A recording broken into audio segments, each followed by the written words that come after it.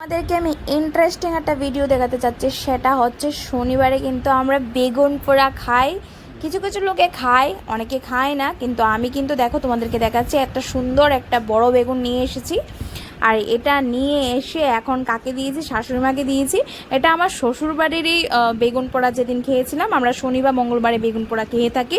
তো এই দেখো সুন্দর করে আগুন ধরিয়ে নিয়েছে, আমাদের এখানে কাঠ আছে, তো কাঠ আর কাগজ দিয়ে বেগুনটাকে একদম সুন্দর করে একদম ঝাঁকানাকা করে পুড়িয়ে নিয়েছি। এই দেখো আমি বসে রয়েছি, তখন কিন্তু শীতের দিন ছিল, তো আমি শীতের সময়ই শ্বশুরবাড়িতে গিয়েছিলাম।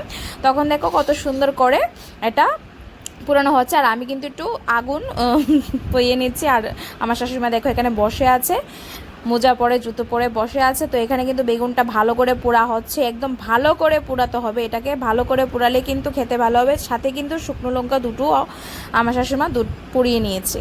তো এই দেখো আমাদের বেগুন পোড়াটা চলছে আর খুব সুন্দর করে কিন্তু পূর্ণ হয়েছে। এইদিকে দেখো আমাদের অতিথিরা, মানে আমাদের বিড়াল সেনারা দেখছে যে ছাদের উপরে কী হচ্ছে। তো এখানে ছোট বড় সবাই দেখছে যে এখানে কি হচ্ছে, কি চলছে, এখানে আগুন দেখা যাচ্ছে, কি করছে ওরা। তো সবাই মিলে কিন্তু ওরা দেখছে যে ঘটনাটা আসলে কি হচ্ছে।